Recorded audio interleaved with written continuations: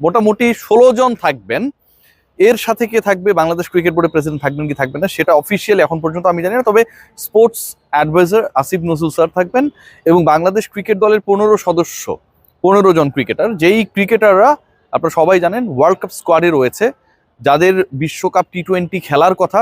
যে বিশ্বকাপ টি-20কে ঘিরে অনেক ধরনের জলঘোলা হয়েছে, বাংলাদেশ শেষ পর্যন্ত যাবে কিনা আর হয়তো 2 থেকে 3 ঘন্টার মধ্যে আমরা অফিসিয়াল অ্যানাউন্সমেন্টটা পেয়ে যাব, বাট এখন পর্যন্ত আমরা ধরেই নিচ্ছি বাংলাদেশ হয়তো যেতে চাচ্ছে না।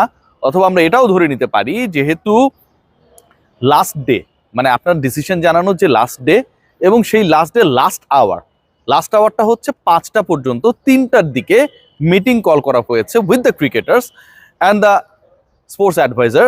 লাস্ট ডে লাস্ট আওয়ারের ডিসিশনে কোনো মিরাকল ঘটতেও পারে। আমি আলোচনায় যাচ্ছি কেন এই ডিসকাশন, এই 24 ঘন্টা কিভাবে বাড়লো সেখানটায়ও একটা বড় ধরনের ঘাপলিং রয়েছে, সেই আলোচনা আমি করছি।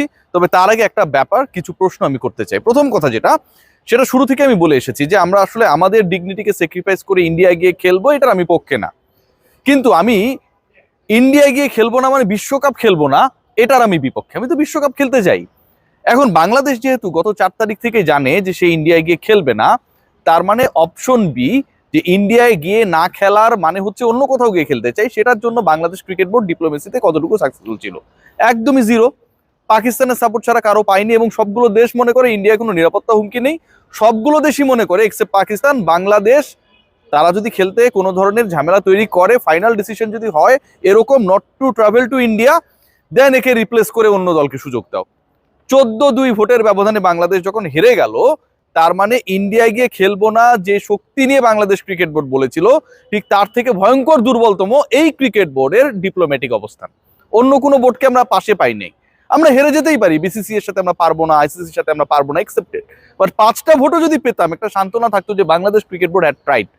পাকিস্তান বাংলাদেশের সমর্থনে ভোট দিয়েছে, এটা বলার আগে 3 বার ভাবুন যে পাকিস্তান আসলে বাংলাদেশের পক্ষে ভোট দিয়েছে নাকি ভারতের বিপক্ষে দিয়েছে। আমার কাছে মনে হয় দ্বিতীয়টা হচ্ছে অনেক বেশি সত্য, যে তারা বাংলাদেশের জায়গায় যদি সোমালিয়া উগান্ডাও হইতো, পাকিস্তানের ভোটটা তারাও পেত, যেহেতু অবস্থানটা হচ্ছে ওই সোমালিয়া বা উগান্ডার ইন্ডিয়ার এগেনস্টে, বিসিসি এর এগেনস্টে। হিসাব খুব ক্লিয়ার। সো পাকিস্তান আসলে বাংলাদেশের পক্ষে ভোট দেয়নি, পাকিস্তান দিয়েছে ভারতের বিপক্ষে ভোট, এবং ওই একটা ভোটের কারণে আমাদের ভোট সংখ্যা হয়ে গেছে 2। যেই প্রশ্নটা আমি করতে চাই সেটা হচ্ছে এই মুহূর্তে ক্রিকেটারদের সাথে স্পোর্টস অ্যাডভাইজারের মিটিংটা কেন? এটা আমার কাছে মনে হয় খুব legit and valid question. Bangladesh cricket দল ভারতে যাবে না, স্পোর্টস অ্যাডভাইজার জানুয়ারি মাসের 4 তারিখে তিনি এই ঘোষণাটা দিয়েছিলেন। বাংলাদেশের মানুষ এই ডিসিশনকে তারা সাধুবাদ জানিয়েছিল, সংখ্যাগরিষ্ঠ মানুষ।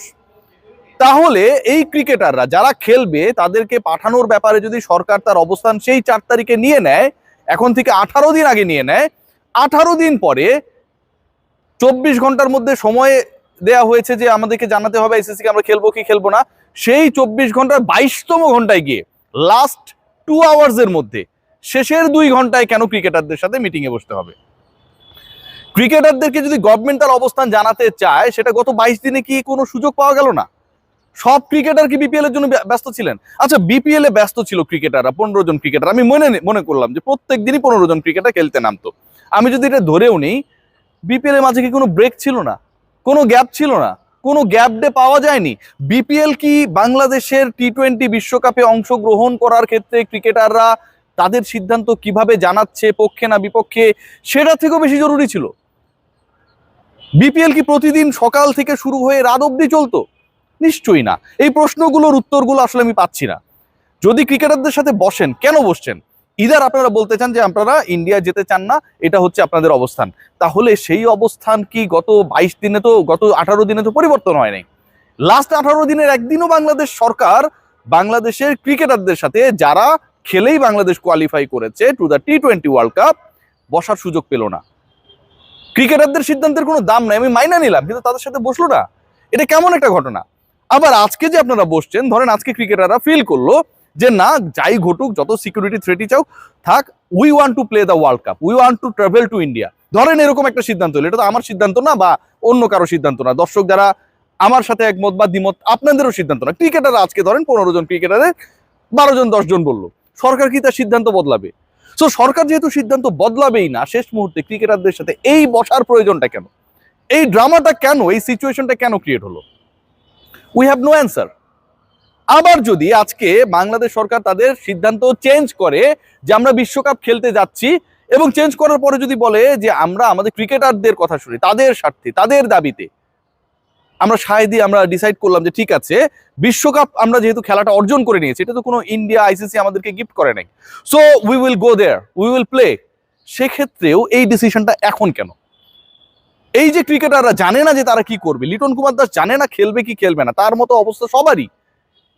এই জানানোর দায়িত্বটা, আমরা খেলবো না ভাই, এই জানানোর দায়িত্বটাও যেমন সরকারের ছিল, শেষ মুহূর্তে যদি আমাদের অবস্থান ঘুরে যায় 180 ডিগ্রি, সেই ব্যাপারটাও আরো আগে ডিসাইডেড হওয়ার দরকার ছিল।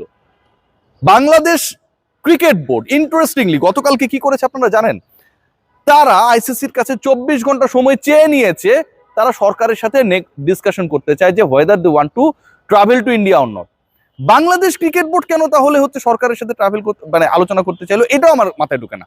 খেয়াল করে দেখুন, বাংলাদেশ ক্রিকেট বোর্ড তো বারবারই বলছে যে আমরা ইন্ডিয়া গিয়ে খেলবো না, সরকার বলছে আমরা ইন্ডিয়া দল পাঠাবো না। তাহলে বাংলাদেশ ক্রিকেট বোর্ড আইসিসির কাছে যখন ভোটে হেরে যায়, শোচনীয়ভাবে জামানত বাজেয়াপ্ত হওয়ার মতো একটা অবস্থা হয়ে যায়, ঠিক তখনই বাংলাদেশ ক্রিকেট বোর্ড এরকম যখন একটা ঘোষণা করে, এরকম একটা সময় চেয়ে নেয় আইসিসির কাছে যে ভাই আমাকে 24 ঘন্টা একটু দাও, আমি একটু সরকারের সাথে আলোচনা করে নিই। তার মানে কি দাঁড়ায়? ইদার সরকার বলবে যে ঠিক আছে ইন্ডিয়া গিয়ে খেলো, এটার আশায় কি বলবে সেই সময়টা চেয়েছে। আর যদি সরকার বলে যে না ইন্ডিয়া যাওয়ার দরকার নেই, আগের অবস্থানই ক্লিয়ার থাকবো, তাহলে সরকারের ওই অবস্থান জানার পরেও তাদের সাথে কি আলোচনা করতে চাই বুলবুল ভাইরা, এটাও আমার মাথায় ঢুকে না। সবচেয়ে আমার কাছে ডিসগ্রেসফুল মনে হচ্ছে যে যেই ক্রিকেটাররা বাংলাদেশের বিশ্বকাপ খেলবে বা খেলবে না, 15 সদস্যের ওই দলটাই তো খেললে খেলতো, না খেললে খেলবে না, সেই ক্রিকেটারদেরকে আপনারা ডাকলেন চেয়ে নেয়া 24 ঘন্টার 22 ঘন্টা পেরিয়ে যাওয়ার পরে। এবং কেন ডাকলেন এটাও আমাদের কাছে ক্লিয়ার না। সিকিউরিটি থ্রেট রয়েছে, ইন্ডিয়ায় আমরা যাব না, ওখানটায় গিয়ে তাদের জীবন বিপন্ন হতে পারে, এই আলাপগুলো কেন এই মুহূর্তেই করতে হবে? এই আলাপগুলো কেন আরো 2 দিন 3 দিন 5 দিন 7 দিন, গত 18 দিনে কোনো একটা দিনে হইল না? আমার অবস্থান নিয়ে, আমার বক্তব্য নিয়ে অনেকেই দ্বিমত পোষণ করবেন, কিন্তু আমার কাছে মনে হয় যে এটা খুবই লেজিট পয়েন্ট। আমি যদি ইন্ডিয়ায় না যাই, আমি ভাই বলবো আমি যাব না, আমি লাস্ট মোমেন্টে টাইমও চাইয়া নিব না, আমি লাস্ট মোমেন্টে ক্রিকেটারদের সাথে বৈঠক ডেকে তাদের সাথে বসবো না। সহজ হিসাব, পানির মতো সহজ, পানির মতো সরল। বাংলাদেশের ক্রিকেটে আমার কাছে মনে হয় যে আমরা খুবই গুরুত্বপূর্ণ একটা সময়ের মধ্যে রয়েছি, এবং সেই গুরুত্বপূর্ণ সময়টা কোথায়? আমরা স্বপ্ন দেখেছি, আমরা জেনেছি, আমাদেরকে জানানো হয়েছে, ইনফর্মড হয়েছি বিভিন্ন মিডিয়ার মাধ্যমে, কি যে বাংলাদেশ না খেললে পাকিস্তান খেলবে না। এই নিউজটা কিন্তু আমি আপনি করি নাই, এই নিউজটা এসেছে, এই নিউজটা বিভিন্ন ইন্টারন্যাশনাল মিডিয়া যখন এসেছে সেটা বাংলাদেশে সবাই ফলো আপ করেছে। সেই পাকিস্তান বাংলাদেশের সাথে নেই। পাকিস্তান যতটুকু পিসিবি, যতটুকু বাংলাদেশের সাথে রিগার্ডিং দেয়ার কি বলবো অংশগ্রহণ, participation in the upcoming world cup, তার থেকে তারা ভারত বিরোধী অবস্থানটাতে অনেক বেশি শক্ত।